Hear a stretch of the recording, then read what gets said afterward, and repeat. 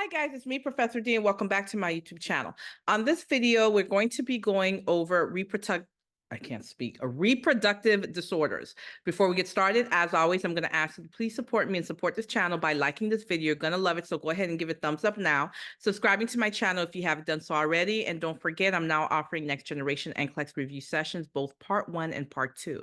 You can reserve your spot by going to my website and signing up, nexusnursinginstitute.com. If you're currently in a nursing program and you're not studying for boards, you just want to pass the program, I have audio lessons available for you. Be sure to check those out. Same place to go, nexusnursinginstitute.com. Almost daily, you can find me covering a variety of nursing topics across my social media platforms such as TikTok, Instagram, and Facebook. Without any further ado, guys, let's get started. Reproductive disorders.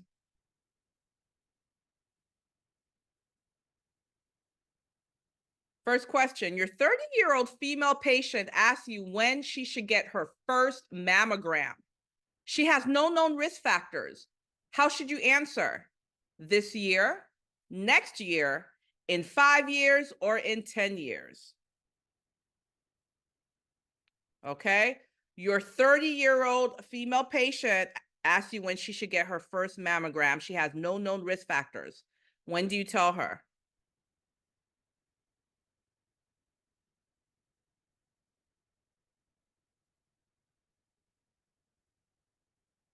And guys, the correct answer is in 10 years. She's 30 years old. So you're going to tell her in 10 years. The earliest, the initial mammogram should be can be done as early as 40 years of age. Now, remember, she has no known risk factors, such as having a first-degree relative that has been diagnosed with breast cancer, such as a mother or a sister. If there are risk factors such as that, what you want to do is the screening 10 years before that family member was diagnosed. So let's say that patient has a sister that was diagnosed with breast cancer at 30. Guess when we're going to start her screening? At 20, 10 years before the diagnosis of that family member. Okay, let's keep going.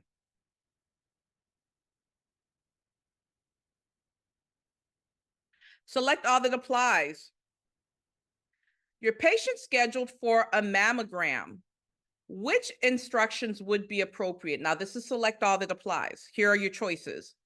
You'll need to shave your underarm hair in the morning of the test.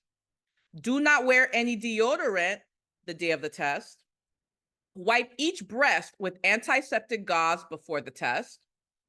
Avoid constrictive clothing on the day of the test.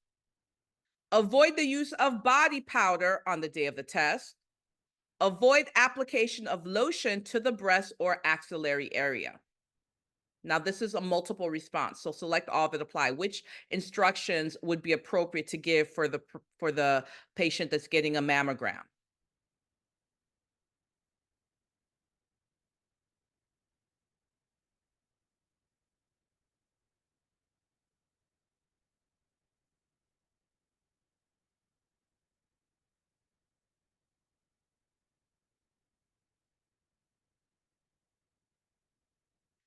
Okay, so the correct answer choices are: do not wear any deodorant on the day of the test.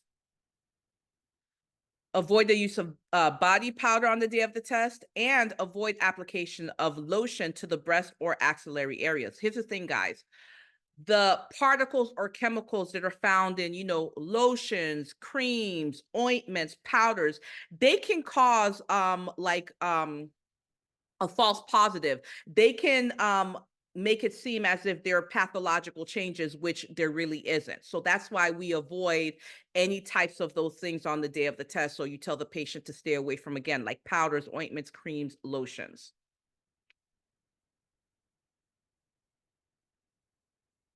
Select all that applies. Which nursing assessment finding shows a risk factor for developing breast cancer? So we're talking about risk factors for breast cancer. Menstruation before the age of 12, having several full-term pregnancies, having a first-degree relative diagnosed with breast cancer, having very large breasts, having a history of radiation to the chest area, having breast implants. Which ones are known risk factors for developing breast cancer?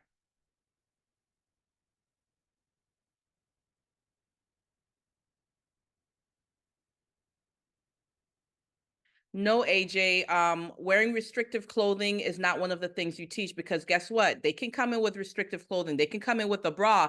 They're not going to have it on the day of the test, and it's not going to affect the test results. So that's why that's not an answer choice.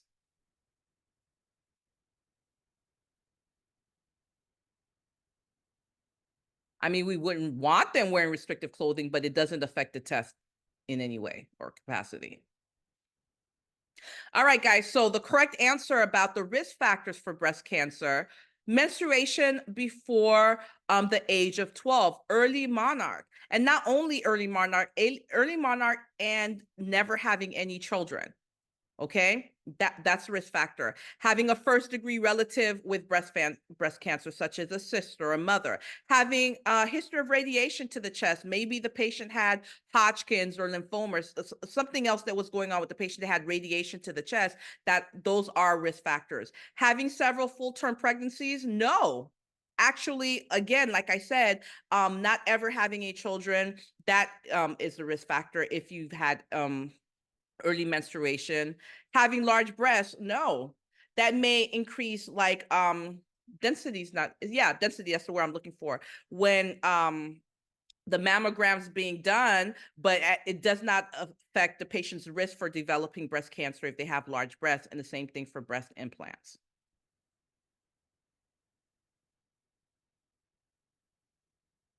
All right, your patient tells you that she wants to postpone her mastectomy until her biopsy results have been thoroughly examined. What would be an appropriate response?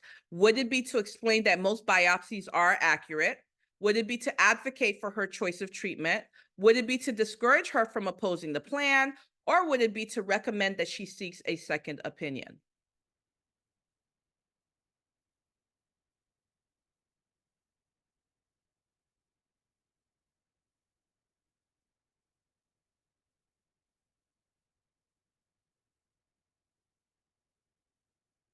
All right, very good. Most of you guys got it right. You're going to advocate. That's your job, to advocate for your patient. Now, as long as that patient is mentally able to make decisions for themselves, you're going to advocate for their choice. So, think about those stages of grief. And usually that first stage is what? Denial, right? So even though you know that most likely those biopsy report are correct, they are accurate, that patient has to go through that stage, and you have to advocate for them. So if they say they want to have a second opinion, thoroughly examine, have someone else look for it, advocate for that patient.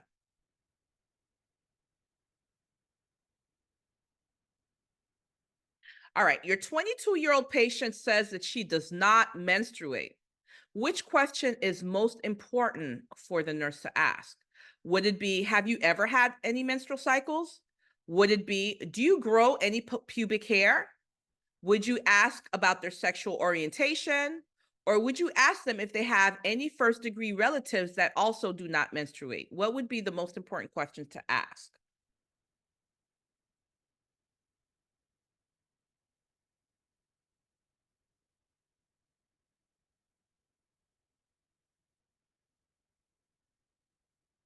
Very good. Most of you guys got it right. Ask them, okay, have you ever had any menstrual cycles? Why? We're trying to differentiate. Are we dealing with primary amenorrhea or secondary? Primary, where they've never had a menstrual cycle, versus secondary, where they did have a menstrual cycle. We don't know what happened, but something happened and they haven't had that menstrual cycle in 3 months or longer. Okay, so that's the most important. That's the most important question you're going to ask out of all these choices. I noticed 11 of you guys chose, do you have any first degree relatives that do not menstruate? I think that first degree just threw you off, because I've been talking about first degree, but when we're talking about first degree, we're talking about, breast cancer risk, right? Over here, we're talking about a patient who's 22 years old, who is currently not menstruating. So that question is to find out if they've ever had a menstrual cycle. All right, select all that applies.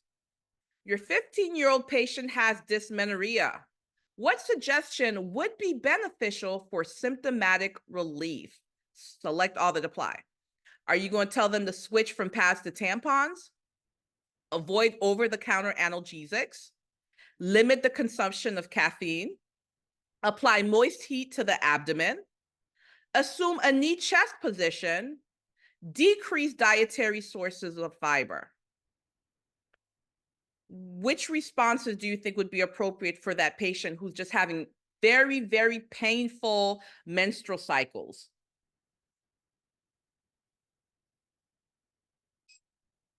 It's more than one answer, guys. It's select all that applies.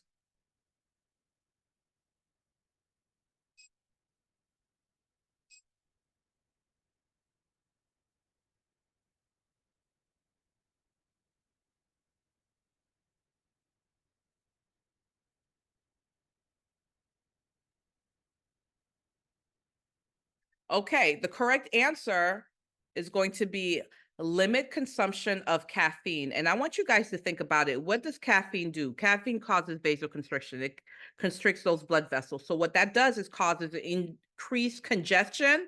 Where? In the uterus, which causes what? More pain. So we're going to tell that patient to stay away from caffeine, stay away from tea, stay away from colas that, have caffeine, anything that has caffeine, right? We're going to tell them to stay away from that.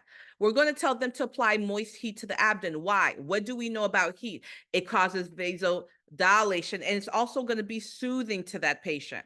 We're going to teach them to assume, by the way, that heat that I'm talking about, it helps relax the muscles. We're going to teach them to assume a knee chest position, and that knee chest position, that helps with stretching of the uterine muscles. That's going to be very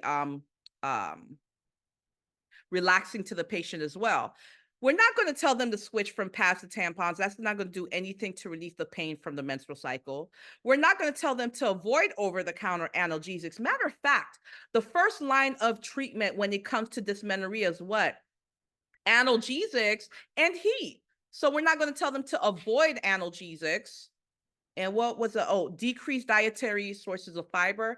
That's false. As a matter of fact, it's been thought that fiber helps absorb estrogen in the bloodstream, and it actually helps to relieve the pain that women experience during menstruation. So we definitely would not tell them to avoid fiber.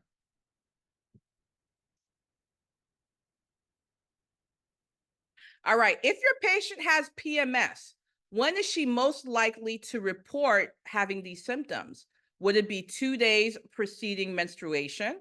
Would it be the last day of menstruation? Would it be 3 days into the menstrual cycle, or a week prior to menstruation? So your patient has PMS, that's premenstrual syndrome. When would she be most likely to report having those symptoms? What do you guys think?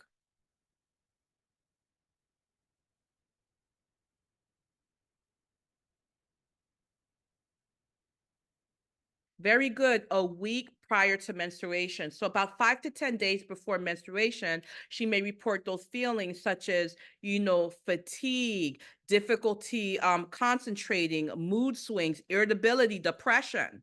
Okay. About 5 to 10 days before the menstrual cycle begins. All right. Your patient with PMS says, I turn into a monster every month. Which response would be most therapeutic?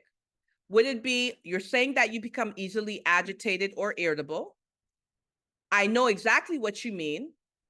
Don't feel bad. I feel the same way too. Or why do you think you become emotional? Which do you think is the most therapeutic response?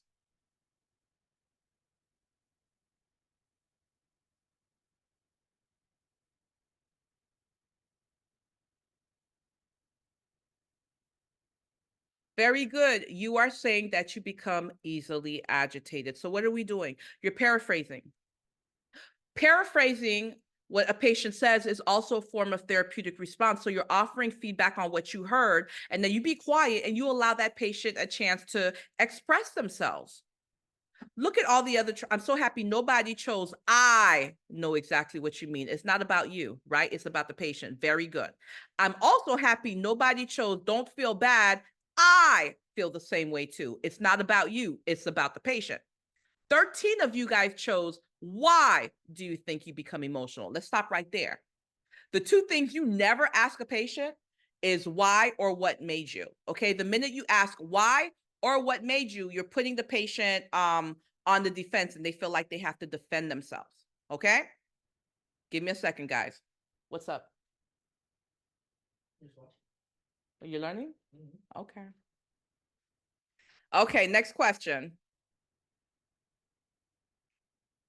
Okay, which activity is best for the patient experiencing PMS? Remember, PMS is premenstrual syndrome. Which activity is best for this type of patient? Would it be volleyball? Would it be yoga? Would it be tennis, or would it be hiking?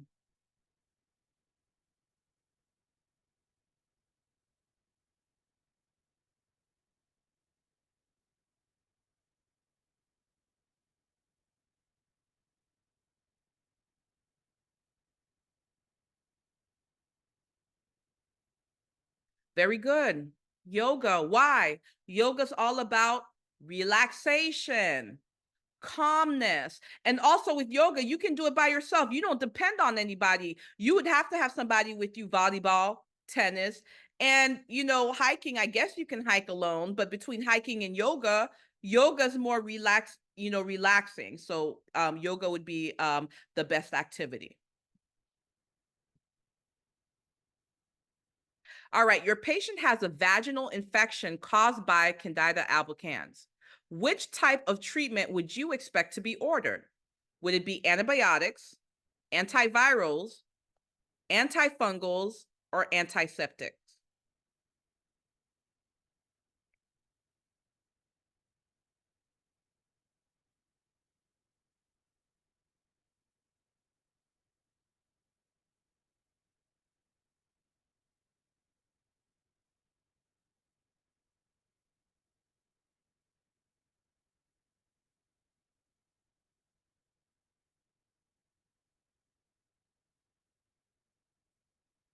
Very good. Antifungal. This is a yeast infection, right? It's a type of fungus, so you expect that patient to be ordered an antifungal cream or ointment. Antibiotics, that would be for bacterial infection. Antiviral obviously would be for a viral infection. And an antiseptic, what do you do with antiseptic? You clean, right? You try to get rid of pathogens. That's not something we'd be sticking in the vagina. All right, which health practice is most appropriate to avoid repeated vaginal yeast infections? Would it be to take showers instead of tub baths? Would it be to wipe front to back? Would it to be use soap, would it be using soap when cleaning the vaginal area, or avoid having sexual intercourse more than once a week? Which health practice would be most appropriate to avoid repeated vaginal yeast infections?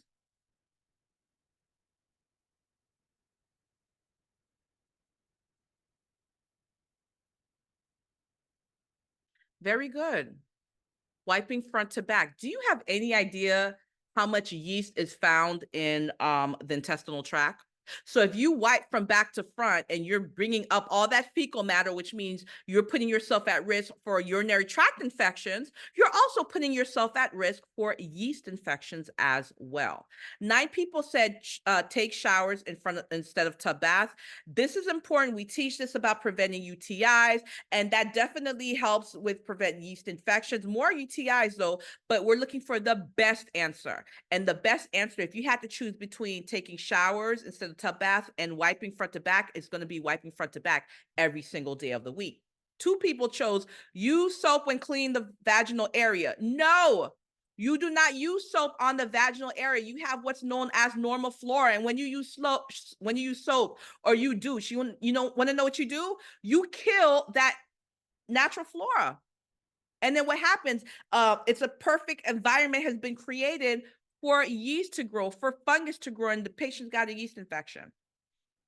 And last, avoiding having sexual intercourse more than once a week. That is not really helpful in preventing vaginal yeast infection. Now, good piece of advice, another way to prevent repeated, I can't speak, repeated vaginal yeast infections is to keep that area clean and dry. So if you're working out, you go to the gym, as soon as you come back from the gym, shower. Don't let that sweat just sit there, okay? Perfect environment for yeast to grow. after sexual intercourse or an encounter. Bathe the area so that, things aren't just down there percolating. All right. So anyway, for this question, the correct answer is to wipe from front to back.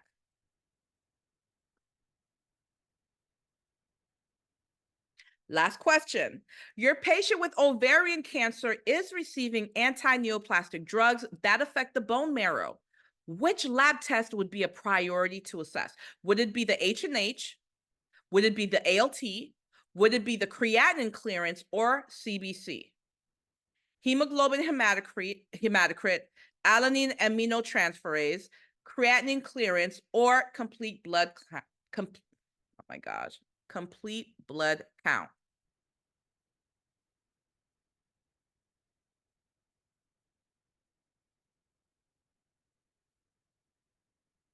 Wow. Okay. 17 of you guys chose H&H. Hemoglobin hematocrit. What is hemoglobin hematocrit? They tell us about the oxygen carrying capacity, right? But if you go back to the question and it says that the patient is getting anti-neoplastic drugs and it says that these drugs are affecting the bone marrow, really what you should be asking, if it's affecting the bone marrow, what does the bone marrow affect? Well, guess where your blood cells are made? In the bone marrow, right? So what would be affected? Your RBCs, that can make you anemic if you don't have enough. Your platelets, that can cause you to hemorrhage if you don't have enough. And your WBCs, that can cause you to get an infection if you don't have enough. So what we'd really be caring about is the CBC, the complete blood count. Okay, hemoglobin hematocrit, again, that tells you more about the oxygen carrying capacity. The alanine aminotransferase, that's the ALT, that tells you more about the liver function. And the creatinine clearance, that tells you more about the kidney function. But for this particular question, it's asking about the bone marrow, so you'd be caring about those blood cells. All right. Okay, guys, this was quick and easy. Let's see how you did.